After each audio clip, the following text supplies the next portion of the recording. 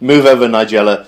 There's a new kid in town, and he's got bananas, and he's not afraid to use them. For my Secret Santa, I'm going to make something delicious out of these bananas, these few ingredients here, and they're going to be popped into this jar and given as a Secret Santa gift to my dear friend Gareth Evans, and I very much hope he enjoys what he then tastes. Now, we can't just stuff these ingredients straight into the jar and be done with. There is a certain amount of preparation, but don't be too scared. Some chutneys can take ages to prepare. They can take an hour or more on the stovetop and then weeks before they're ready to eat. This one takes just a few minutes on the stovetop and is ready to eat in a couple of days. The ingredients are really quite straightforward. 6 bananas. If they're ripe, that's fine. In fact, the riper the better.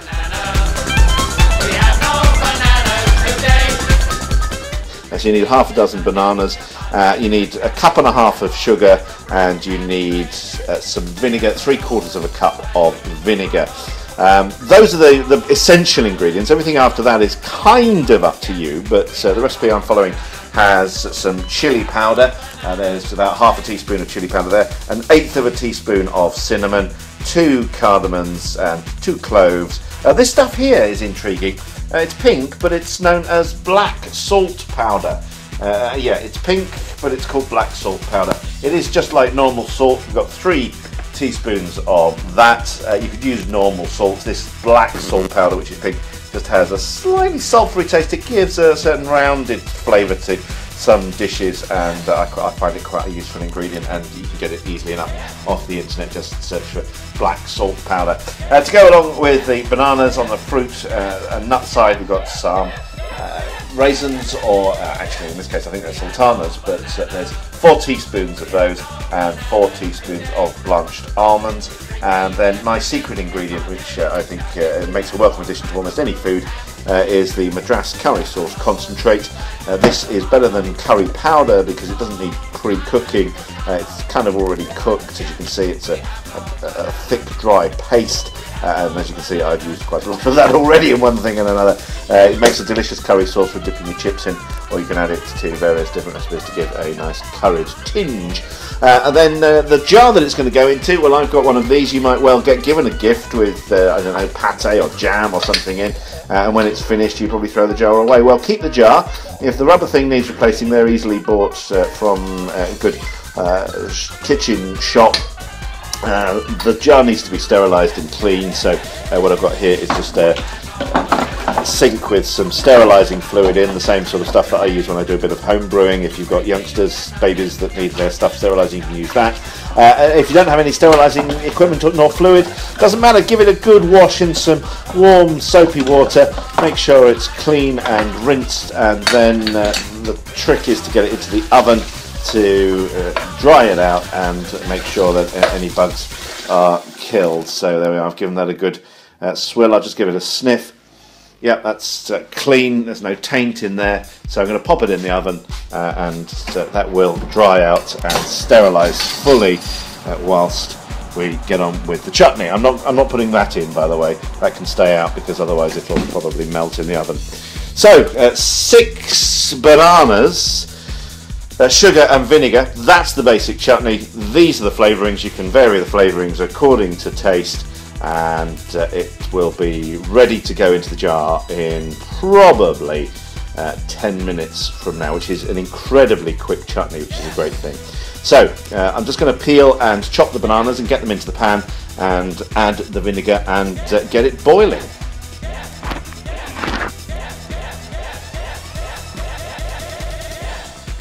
So there you have 6 empty banana skins. Don't need those anymore. What we're interested in here is the bananas, and I'll put these in the pan with the 3/4 of a cup of vinegar.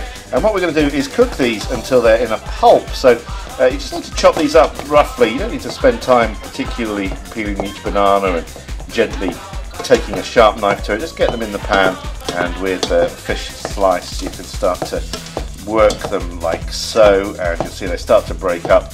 And once a bit of heat gets in there, the banana will start to cook slightly, it'll soften and go to a pulp, and that's basically what we want. And the interesting thing about this recipe is once they're to a pulp, it's just a question of adding the sugar and letting it dissolve, and that's the cooking process over. Now, a couple of the spices that you talked about earlier, the cardamoms and the cloves, they need to be ground up. You can buy ground clove and ground cardamom. There's no reason why you couldn't do that. I quite like the pestle and mortar. This is the time where you can start to take your frustrations about the world out on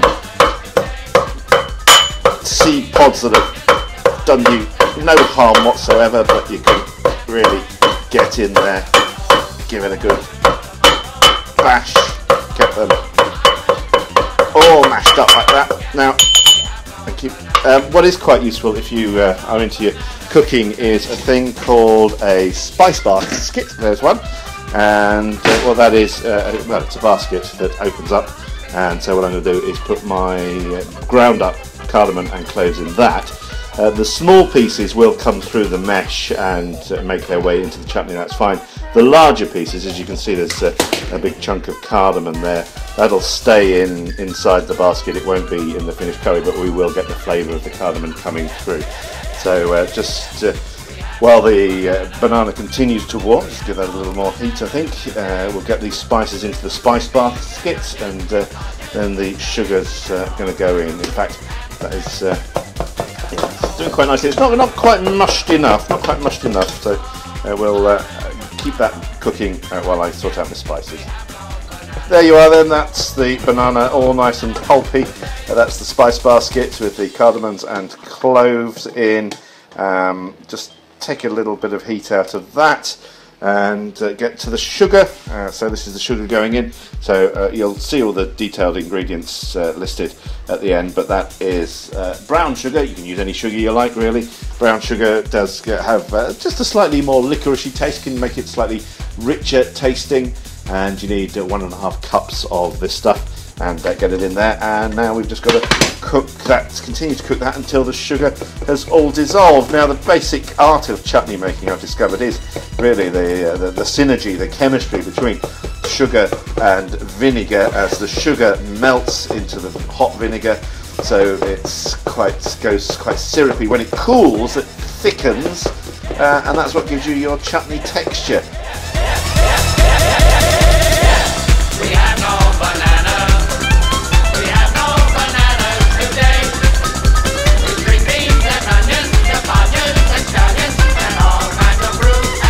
Of course, the secret ingredient that I'm adding to the recipe, as I discovered on the internet, is the curry sauce.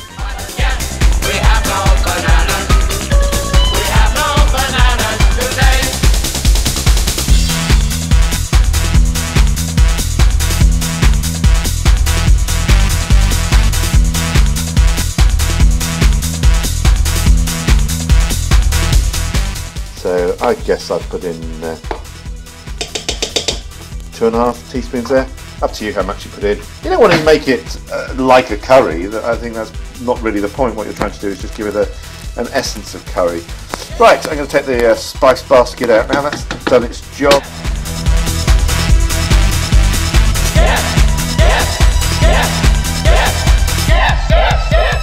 I'm going to stir this a little bit more, just to ensure that curry paste has dissolved. That's probably about the most important thing I'd say about this recipe, because if you don't get that curry paste dissolved, it will sit in the chutney as a big gloop of curry paste concentrate.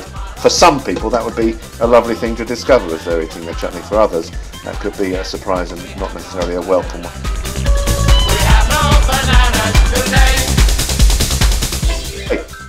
This is the point where suddenly all the smells come together. Up until this point, it's largely been the smell of boiling vinegar, which is not necessarily so pleasant, but at this stage now, I think the salt starts to bind things together, taste and smell wise. The addition of that curry concentrate's giving it a bit of curry. I can smell the banana as well in there, and a little bit of the cinnamon and the clove, so it's got a nice warmth to that smell. Just keep stirring and stirring whilst we make sure that the curry sauce concentrate has dissolved. Can I see any in there? I saw something that looked a bit dark, but that may have been a raisin in the oven. This just makes things a little bit easier, a little less spillage, I find, so going from pan to jug to jar adds an extra stage of jug, but say can often lead to a cleaner kitchen at the end of things. And then simply take the chutney,